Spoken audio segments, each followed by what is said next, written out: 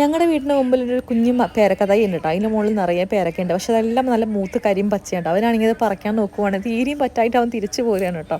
നല്ല രസമാണ് അവൻ്റെ ഒരു കളി കാണാനായിട്ട്. അത് കഴിഞ്ഞ് ഞങ്ങൾ വീടിൻ്റെ പറമ്പിൻ്റെ ബാക്കിൽ ഒരു വലിയൊരു മാവുണ്ടായിരുന്നു. ചക്കര മാവ്, നല്ല മധുരമുള്ള കുഞ്ഞു മാങ്ങ കേട്ടോ. പക്ഷെ അത് മാവ് മുറിച്ചിട്ടുണ്ട്. ഭയങ്കര സങ്കടമായി. അതുപോലെ തന്നെ ഒരുപാട് മാവ് മുറിച്ചിട്ടുണ്ട്, അല്ല സോറി മാവല്ല, ഒരുപാട് മരങ്ങൾ ഇവിടെ മുറിച്ചിട്ടുണ്ടായിരുന്നു. അപ്പോൾ ഒത്തിരി പണി ഇവിടെ നടക്കുന്നുണ്ട്, അതുകൊണ്ടാണ് കേട്ടോ. അപ്പോൾ ഇവിടെ ഒരു പേരക്കന്മാരുണ്ടായാലും നിറയെ പേരക്കുണ്ട്, ഒക്കെ പച്ചയാണ്. ഞങ്ങളിത് പഴുത്തൊന്ന് നോക്കാൻ വേണ്ടി പോയി നോക്കിയതായിരുന്നു. ഈ ലിബിനായി ഞങ്ങൾ തിരിച്ചു പോരുന്ന അവസ്ഥയാണ്. അപ്പം അത് കഴിഞ്ഞ് തൊട്ട മുകളിലത്തെ തൊടിയിലാണെങ്കിൽ ഡ്രാഗൺ ഫ്രൂട്ട് ഉണ്ടായിട്ടുണ്ട്. അപ്പോൾ 3 തൈകൾ അവിടെ ഉള്ളത് കേട്ടോ.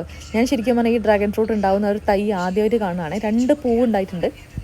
അപ്പോൾ ഇങ്ങനെയാണ് ഡ്രാഗൺ ഫ്രൂട്ട് അവർ നട്ടുപിടിപ്പിച്ചിരിക്കുന്നത്. നല്ല ഭംഗിയാണ് അവിടെ കാണാനായിട്ട്.